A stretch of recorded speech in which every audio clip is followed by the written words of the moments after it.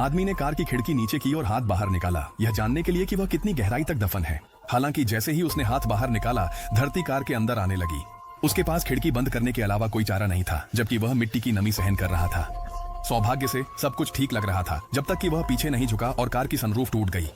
उसने जल्दी से उसे बाएं हाथ से पकड़ा और टेप से टूटने को रोकने की कोशिश की, लेकिन यह व्यर्थ था।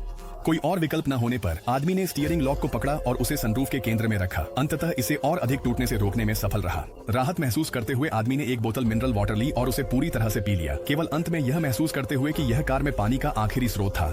हालांकि इच्छा ने अंततः पछतावे पर विजय प्राप्त की। बचे हुए थोड़े से पानी को देखते हुए उसने उसे पीने से पहले एक पल के लिए संकोच किया। पूरा शांत होने के बाद उसने आत्मोद्धार शुरू करने की तैयारी की। सभी आपूर्ति का जायजा लेते समय उसने अचानक सनरूफ पर तरल की बूंदें देखी। हल्के पीले रंग के बावजूद आदमी आगे झुका और उन्हें लालच से चूस लिया। उसने एक नेल कटर से एक छोटा सा छेद खोदा और अपनी उंगलियों से उसे बड़ा करने की कोशिश की। उसने एक क्रेडिट कार्ड निकाला। उसने उसे धीरे से मोड़कर एक कीप का आकार दिया। उसे एक खाली मिनरल वाटर की बोतल से जोड़ा और फिर बोतल को स्टीयरिंग लॉक पर रखा। इसके साथ पीने के पानी की समस्या हल हो गई। फिर उसने एक तंबू को खोलकर एक स्टील की ट्यूब निकाली।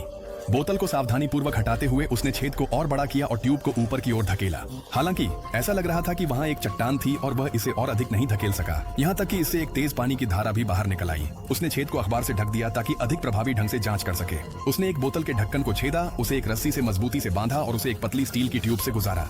अजनबी वस्तुओं को अंदर आने से रोकने के लिए उसने ट्यूब को बाहर की ओर धकेला, लेकिन दूरी पर्याप्त नहीं थी।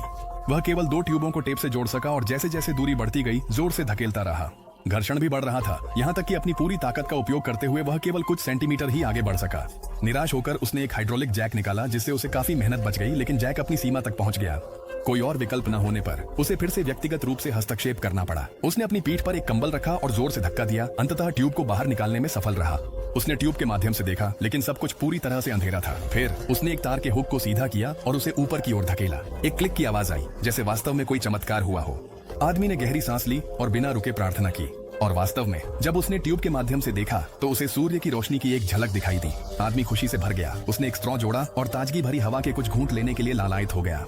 फिर उसने चिल्लाना शुरू किया, मदद की गुहार लगाते हुए। हालांकि लंबे समय तक चिल्लाने के बाद भी उसे कोई जवाब नहीं मिला, इसलिए उसने नेल कट्टर से रस्सी काटी, अखबार और माचिस निकाली।